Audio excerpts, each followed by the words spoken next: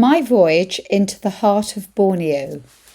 It has always been my dream to visit Borneo since 1964. During this presentation, I'm going to give you a background to this bucket list destination, provide you a brief history on Borneo in the period of the 1960s. I will then follow with an overview on the importance of rainforests and key primates. I will share a whirlwind tour of my family's own voyage, which was taken about 10 years ago.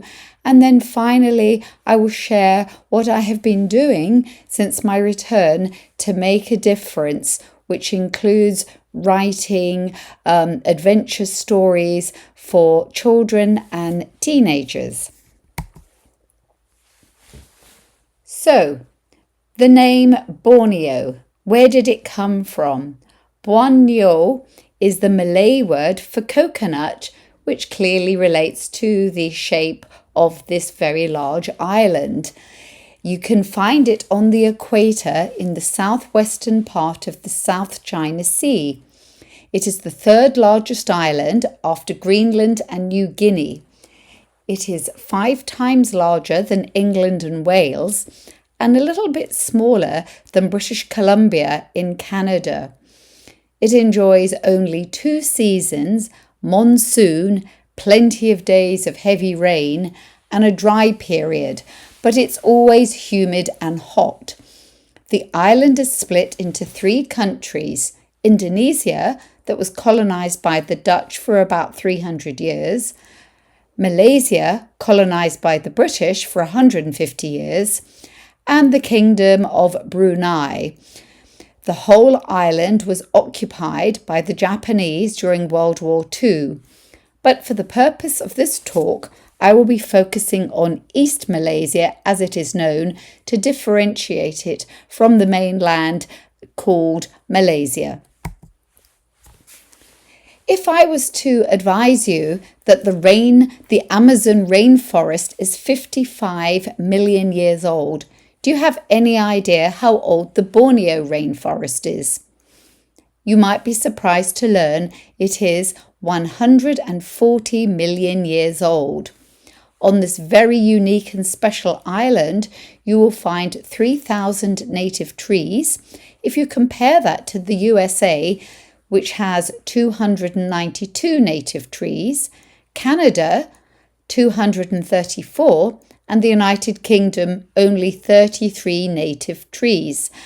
On Borneo's island, you will find 222 mammals, 44 native, such as the Sundai clouded leopard, the pygmy elephant, 10 species of primates, 10,000 plants, including the amazing Rafflesia arnoldi, as you can see on the screen here. This very unusual plant has the span of about 3 feet, but it does not have a beautiful flower perfume. It actually smells like rotten meat. There are 350 birds, 160 reptiles that you will not find anywhere else in the world. In the last 25 years, 422 new plant species have been discovered in Borneo. Some plants really show promise for medical use, such as the shrub Aglaia lepanthia, which contains a potential anti-cancer compound, and many more remain still to be found. Indeed, new species are constantly being found in Borneo. Between 1994 and 2004, there were at least 361 new species that have been identified and discovered. So the issue we face is, if Borneo continues to lose trees, which I'm going to talk about a little bit more in this presentation, then such finds will be lost forever. So how did this dream of mine start? Well, back in 1963, there was the Indonesian-Malaysia confrontation, or the Borneo conflict, between Indonesia and Malaysia and Singapore.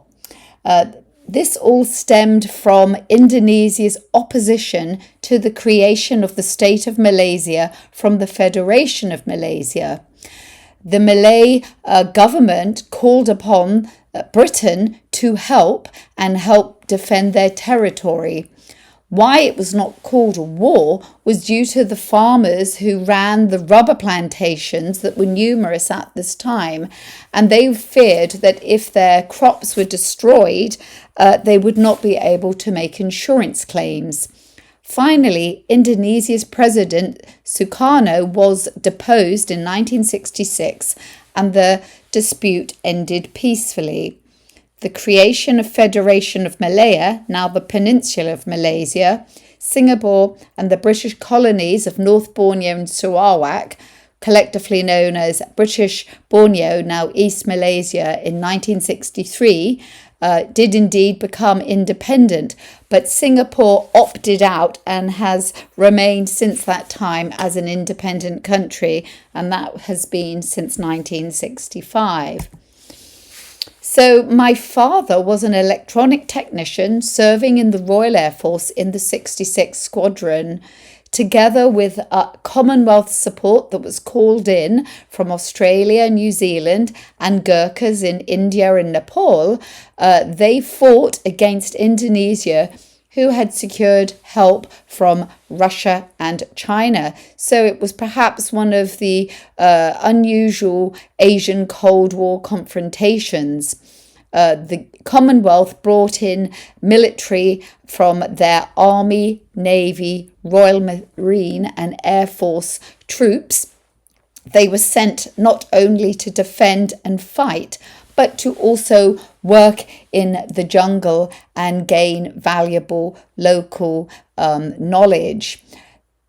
The fact of the matter was there were very few roads, and therefore traditional warfare wasn't easily possible. My father was sent on a one-year unaccompanied tour to support the Hearts and Minds operation in Borneo from 1964 to 1967, and he was responsible for the communication systems on the Bristol 192 Belvedere helicopters.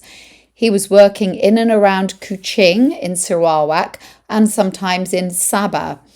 Nobody had any knowledge about Borneo, especially people living back in the UK, and this was truly an exotic posting, and it was around this time during my childhood that I really had a strong interest to learn more.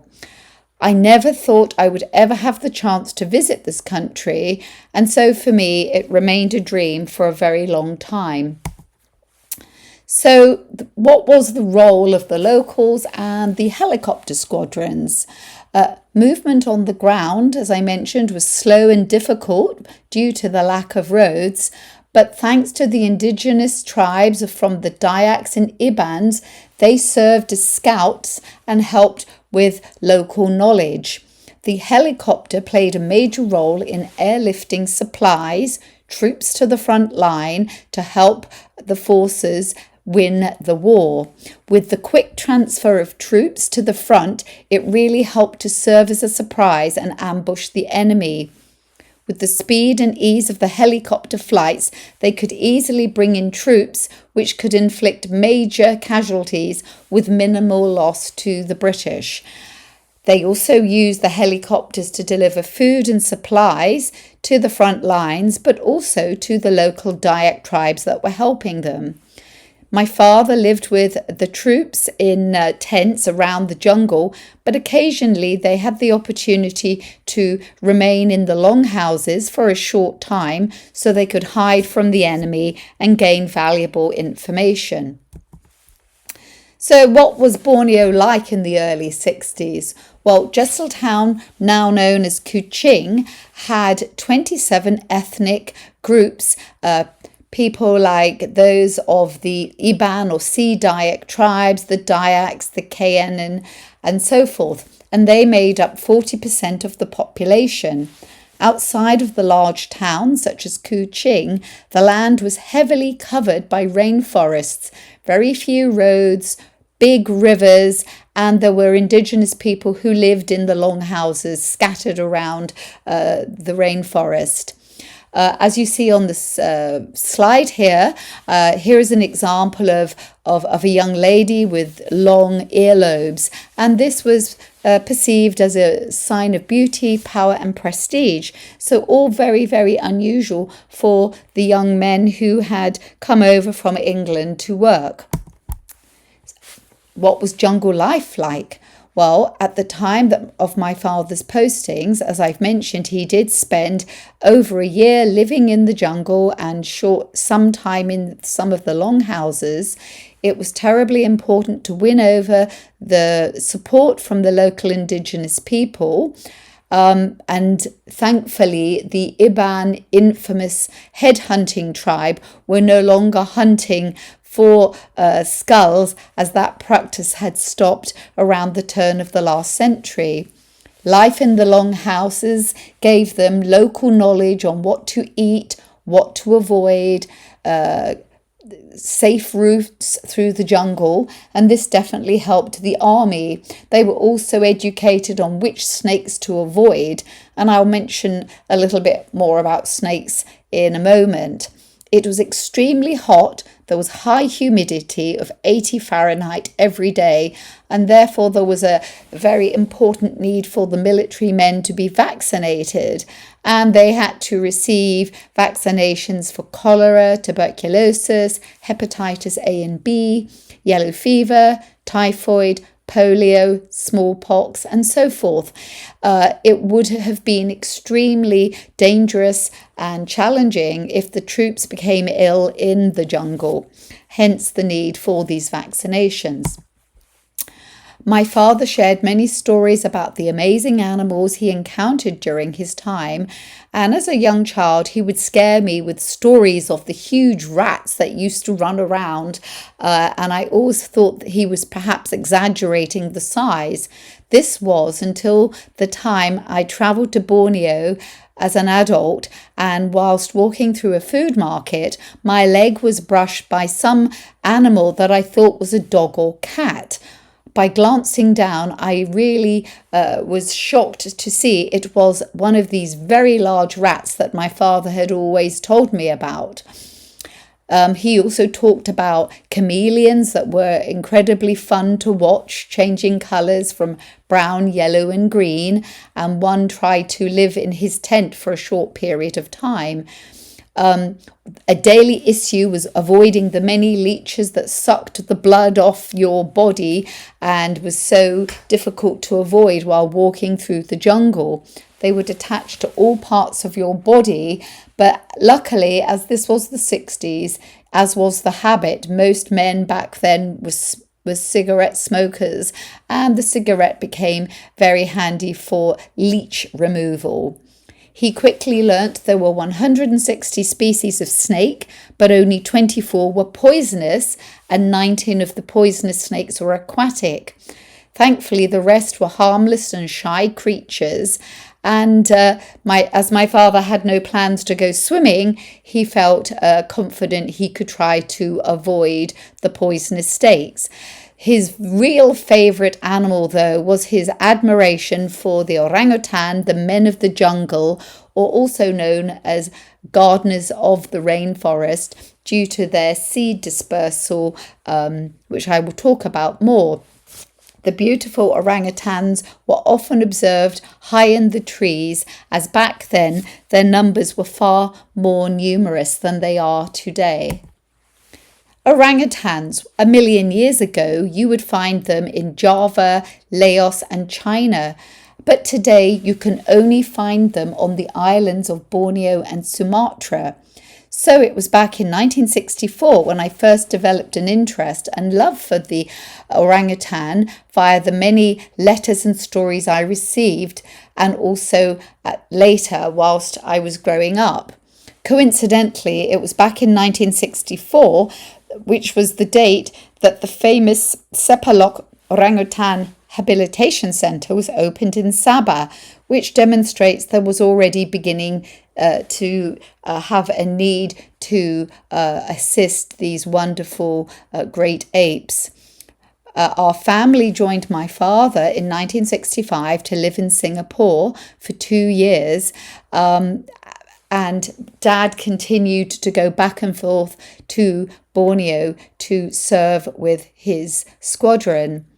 There have been 125,000 protected orangutans killed, captured or sold into the illegal wildlife trade over the past 40 years without one single prosecution.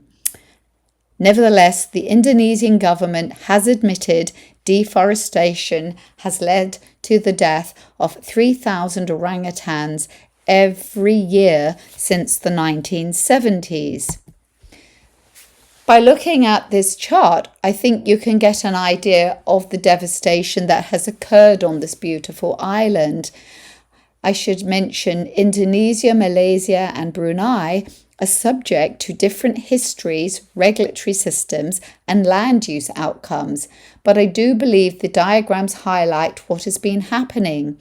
There's been a huge decline in this very important rainforest, with around 50% loss overall. Since 1950, Borneo has lost around 50% of its forest cover, and only 25% has actually never been logged.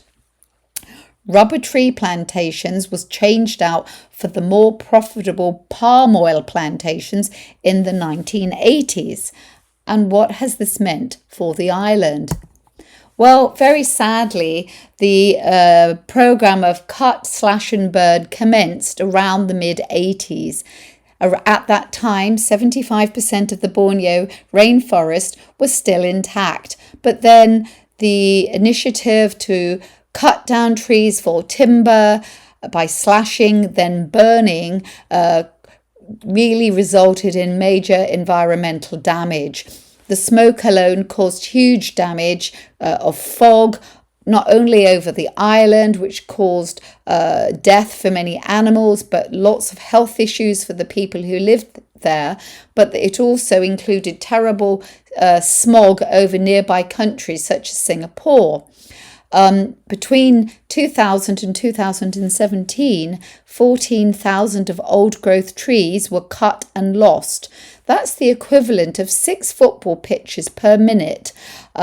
So after planting for 3 or 4 years, the farmers then were able to enjoy a new harvest of fruit every 10 to 14 days. But they couldn't commence with the sustainable farming. They were just excited by the opportunity to build hundreds and hundreds of miles of these plantations, which gave them revenue in what was actually a poor country. The result has been hundreds of species could be extinct, and large mammals such as orangutans and elephants have been particularly affected. So this brings me to my own voyage. 20 years ago, wildlife experts were estimating that if no action was taken to help orangutans, that they would be extinct in the wild, and hence I felt a strong urgency to visit. I was still pretty much concerned that it would be a hostile place to go, but my husband was invited to attend a business conference in Borneo, and on his return, he was delighted to share it actually wasn't primitive. In fact, he had discovered that in Kota Kinabalu, it was a very sophisticated destination with 5-star hotels. Plenty of tourists were beginning to arrive, and thus our family felt now was our chance to plan our dream trip. There were no package holidays available, and therefore we did the whole thing on an a la carte basis, researching which locations, wildlife sanctuaries, parts of the jungle, which hotels we could stay, and which flights we could catch. So 1 year later, we were on our way to Borneo. We landed in Kota Kinabalu, but immediately transferred to a local prop plane to fly over to Sandakan in Sabah. We were hoping to catch sight of the famous Mount Kinabalu, which is the highest mountain in Borneo with an elevation of 4,095 meters. In fact, it's the 3rd highest peak on an island in the world. Unfortunately for us, on the day of travel, there was a major rainstorm and thunderstorm. And as we were traveling across the country, there was huge turbulence on our small plane. You could hear the thunderbolts outside as our pilot battled to keep control and avoid collision with this enormous mountain. However, we did thankfully arrive intact and were able to talk to the local staff on the next plans of our journey. Before I move on, I ought to share with you that we were advised that there was a risk to foreigners and fishermen of kidnappings in coastal areas from terrorists from East Sabah, Philippine Islands, and that we should exercise extreme caution or indeed avoid travelling to certain areas. When we arrived, we definitely observed a military presence in Sandakan town. We had to provide a full agenda of our travel plans with the British Foreign Office, such that if we had disappeared, they could potentially try to help find us, but they warned us that they would not be paying any ransom if we had been kidnapped. We therefore prepared a very detailed contingency plan for emergencies. We ensured that we tried to avoid travel by boat, particularly during the curfew hours of 6 o'clock at night and 6 in the morning. We booked all our tours and activities with licensed and reputable tour operators, and we ensured we respected local laws and customs and were mindful of cultural differences. I'd like to add, though, our experience of being there, that we found the locals to be extremely friendly and helpful, and we had a fabulous time and a great holiday. So we were on our way. We had been very fortunate to be introduced to a local driver called Jimmy, who had previously been recruited by the BBC research team and David Attenborough, who had gone there some years earlier to observe orangutans. Jimmy was an expert on orangutans and shared with us a tip on how to learn if orangutans were in a particular part of the jungle. Apparently, orangutans make nests 3 times a day. Therefore, if you could count, say, 6 nests, you could be assured there would be 2 orangutans living in that area of forest. We were picked up by Jimmy, and I was delighted to be able to buy a bunch of small baby bananas that were reminiscent of my childhood and the delicious sweet bananas that you can buy. We jumped into the vehicle and we drove for 2 hours past miles and miles of palm oil trees, which really made my heart sink. I was thinking, my goodness, we've truly left it too late. All the forest is gone. Nevertheless, we did arrive at this very small village, and we were invited to use a toilet that ended up being a hole over the riverbed, and we were looking at the deforestation that had hit this area and sadly demising the diversity of trees that had once obviously been in this riverside village. There is, of course, bad, but there is good news when we talk about palm oil plantations. The bad news for both Malaysia and Indonesia is that they have lost 39% of their tropical forest for legitimate reasons. The palm oil world supply is actually centered very squarely in Borneo. They provide 85% of palm oil to manufacturers, 57% from Indonesia and 28% from East Malaysia. The good news is that Indonesia has now banned new plantations, and Malaysia has policies to cap the area of palm oil cultivation. On the negative side, as I've mentioned, palm oil plantations do cause huge loss of habitat for animals and peoples, and sadly this is leading to more and more animals becoming endangered, critically endangered, or even extinct. With respect to some good news, what I can report is that in the period of 1994 and 2004, over 361 new species have been found, and these are 260 insects, 50 plants, 30 freshwater fish, 7 frogs, 5 lizards, 5 crabs, 2 snakes, 1 toad, and a new species of clouded leopard. The bad news and the promise of future discoveries are reduced each year as, of course, key forest areas are lost. And on the plus side, the formation of the Round Table on Sustainable Palm Oil, which was established in 2004, has the objective of promoting the growth and use of sustainable palm oil. Currently, 20% of production conforms to sustainability, and we can only hope that this number will increase over the coming years. I also promised to mention the role of snakes, and there is a positive role. The palm oil farmers are plagued by rats who enter their farms and devour the palm oil fruit. But a main predator to reduce the rat population is, of course, snakes.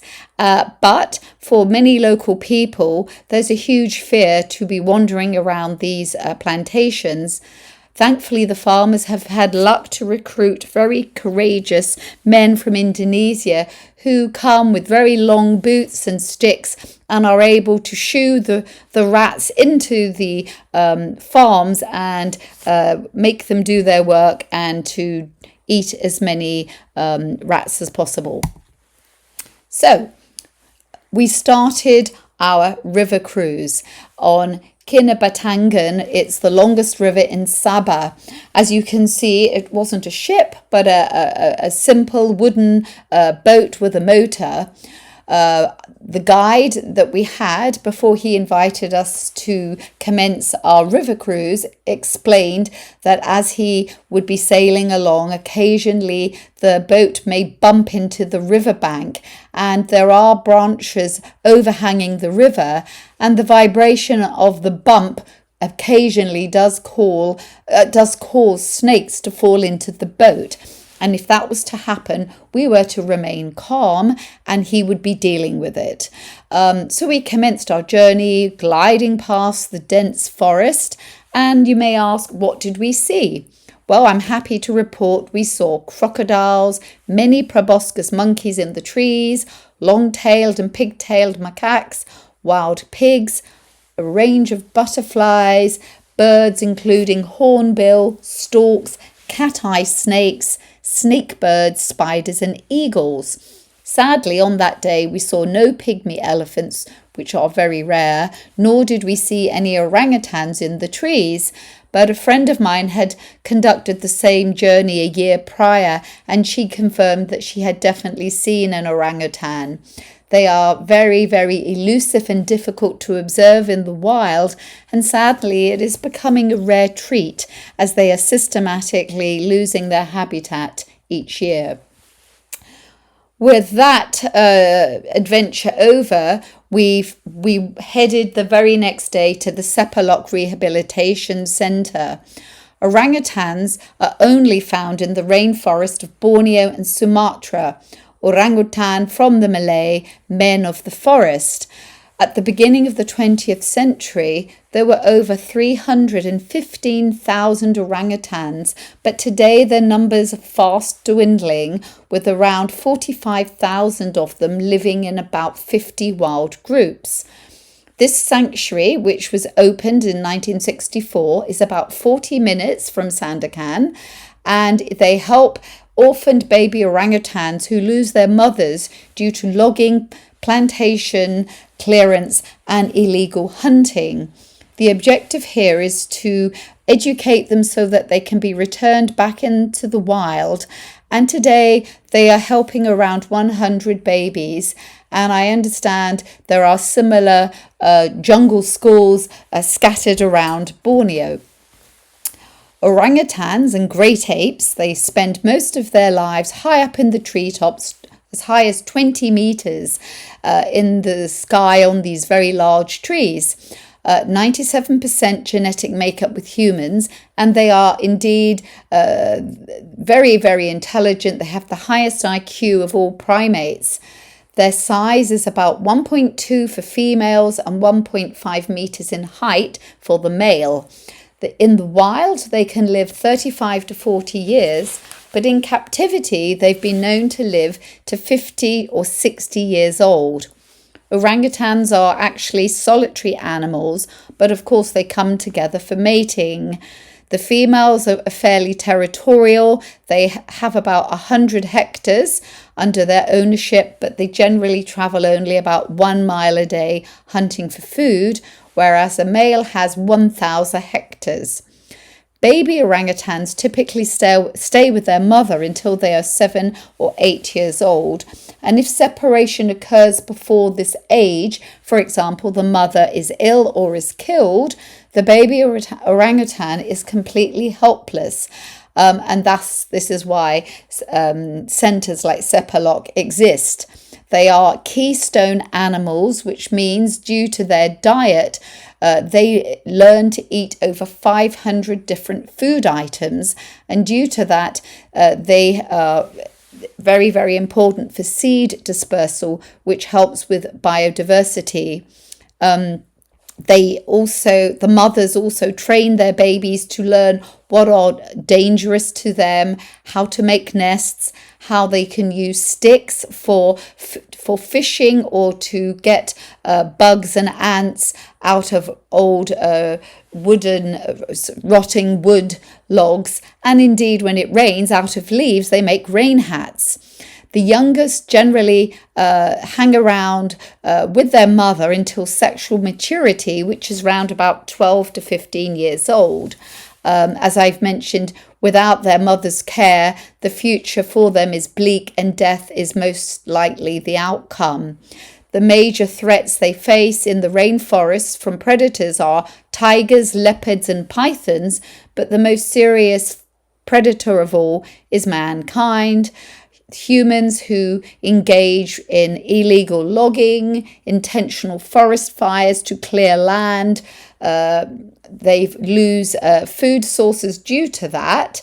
2 to 3,500 unfortunately are lost for illegal poaching, and they are sold into the pet trade. And on a very rare occasion, they are still killed for what is called bushmeat.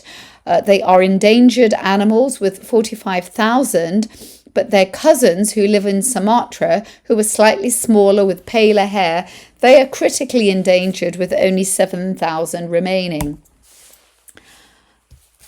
On this slide, if it works, I have a video. No, it's not working. As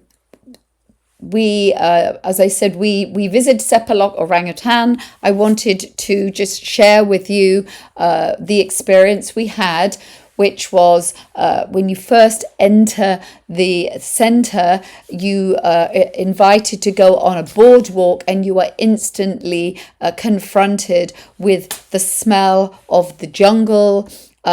What is new at Sepalok is a viewing gallery where you can see the juvenile baby orangutans who are being trained to survive in the wild. And for those that have been released into the wild, there is a feeding platform.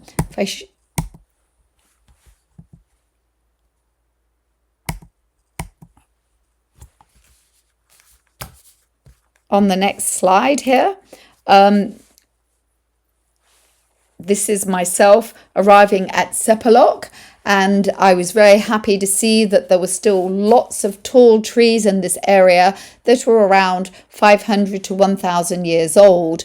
I was definitely conscious of the damp, smelly foliage aroma that was swirling around as we entered into this sauna-like atmosphere, and that we could hear the call of birds and animals and this very pungent smell of decaying wood and the smell of animal sweat. We met the Sepalok Orangutan Appeal UK Charity Liaison Officer, as we had adopted some orangutans, and she was able to give us an update on the progress of what's been happening. On the right, this is the feeding platform where rangers come once a day to give a very basic amount of food for the orangutans that have been recently released in the wild. Of course, they are hoping the orangutans become independent, but in the early days, they don't want them to starve.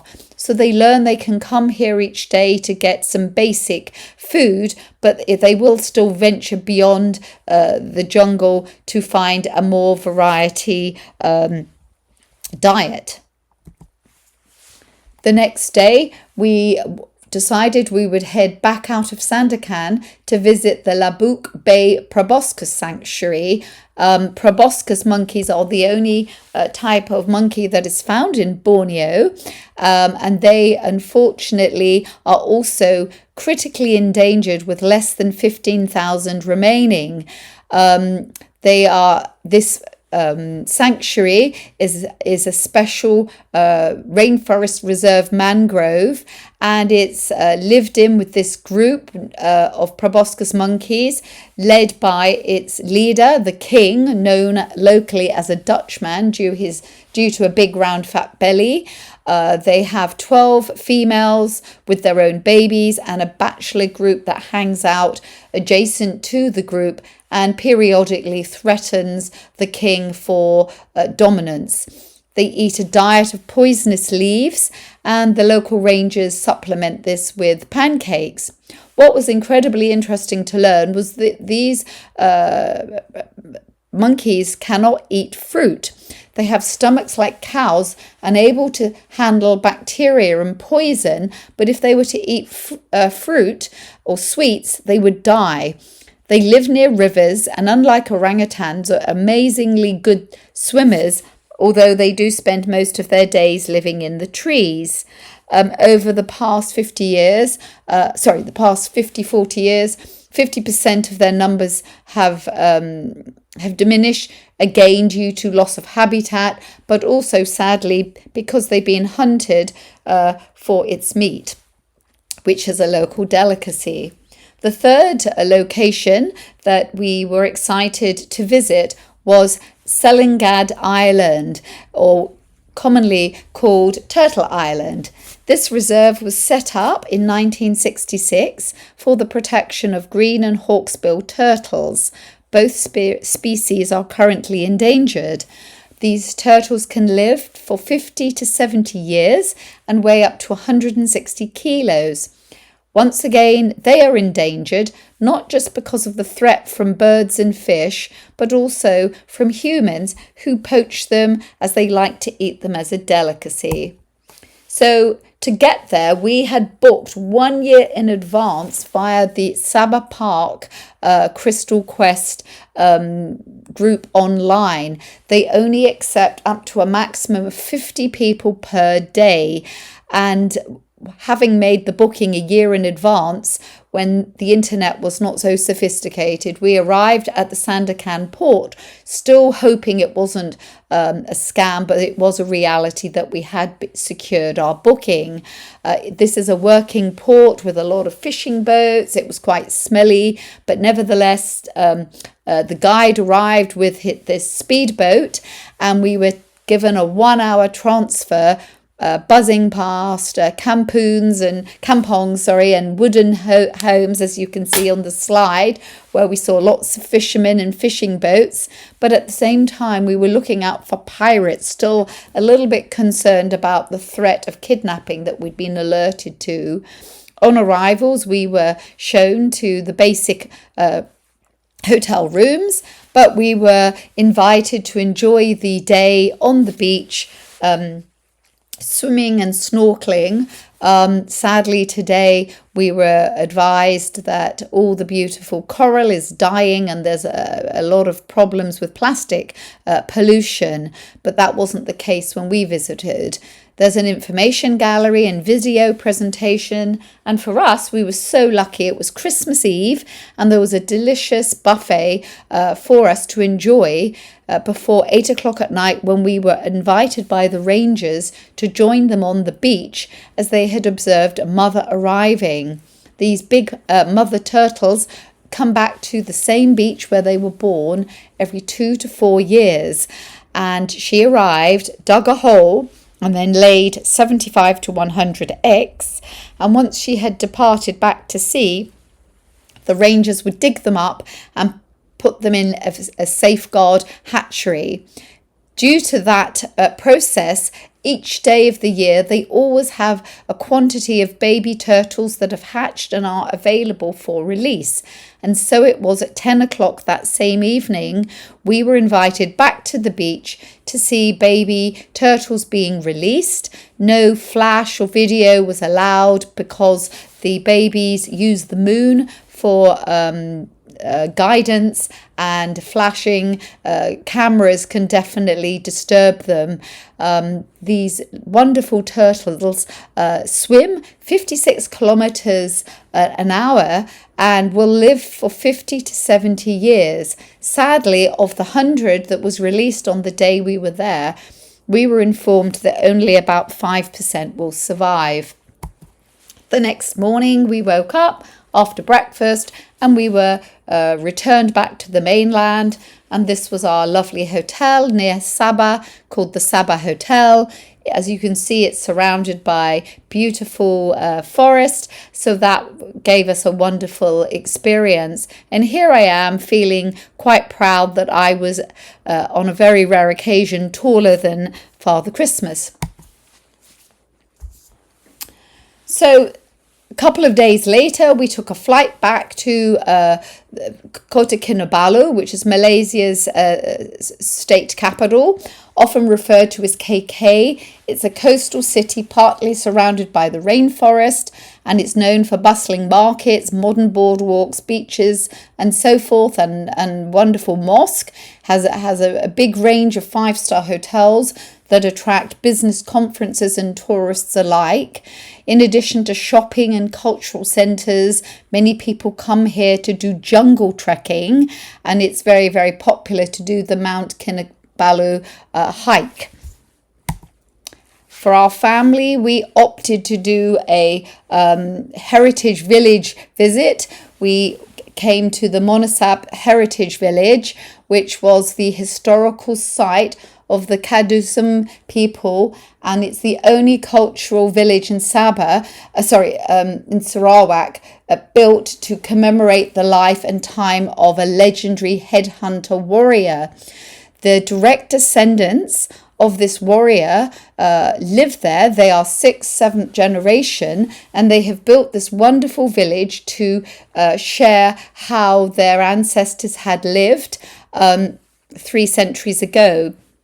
You have the opportunity to not only see their musical instruments, but to play them, to observe the wonderful costumes and dances that they do, to try your luck using the blowpipes that they use to hunt. There's also an opportunity to see the food, the rice wine they make, how they cut wood. And then in one of their longhouses, there's a bit of a gruesome display of the shrunken heads that their warriors had created 100 plus years ago. So that was the end of our Borneo trip. For our last leg, we headed to Singapore, as we felt we hadn't seen enough orangutans, and we indeed did go to Singapore Zoo, where we had breakfast with a small group of orangutans. I felt a bit conflicted that this was almost like a circus, but indeed Singapore take their care of these primates very professionally. They have a very approved breeding program, and they share their orangutans with some other zoos, and they use it for research. The other thing we did while we were there was to go to a night safari, and we were able to observe 1,000 nocturnal animals, which I thought was a pretty unique experience. So almost towards the end of my presentation, just recapping why rainforests matter. If we had less trees, we would have more pollution, and believe it or not, this will drive more climate change. Trees absorb vast amounts of carbon dioxide. They release oxygen and water vapor for our benefit.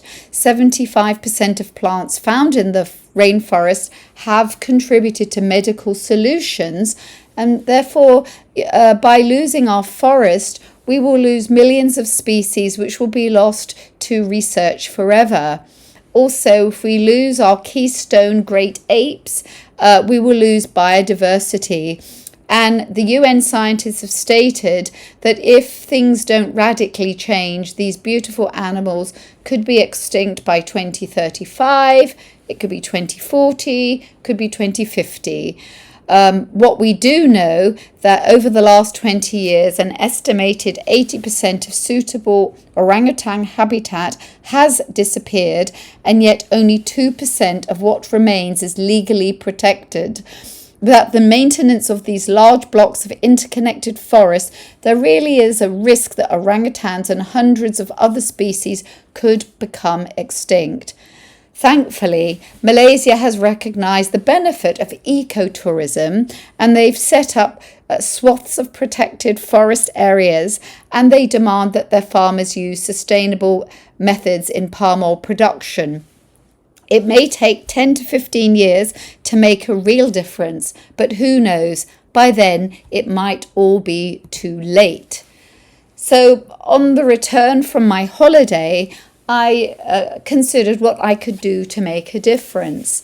And I wrote this teenage book, Corporal's Borneo Warrior Rescue, to honour my father. It's a sort of fast-paced story, an adventure story, which has a bit of drama, wit and knowledge. So it's not really just a military adventure story for young teenagers, but it could be good for anyone because it includes some interesting Borneo facts and stats that were supplied to me by the World Wildlife Fund. It has some vintage photography, and I do support various orangutan charities from my book sales. What else have I done? As I've alluded to, I've adopted orangutans. I've donated money to buy forest lots. I created these early learning books for young children. And I also created one of the earliest ebooks called Radio Ron's Postcards from Borneo, Crocodile Attack. I've written protest letters to senior people, joined manufacturer campaigns for more sustainable palm oil, and I've done a lot of fundraising, and I've supplied my books to charities for sales. So what I felt was a very important thing to do was to make sure these important environmental messages were shared with young children. And I did indeed host a number of workshops in schools, libraries, cafes, workshops, hosting fun jungle workshops, but at the same time, subliminally giving environmental information about the importance of protecting our forests. So going to Borneo was not just a travel dream, but a deeper voyage to learn what is happening in our world and how we can really make a difference.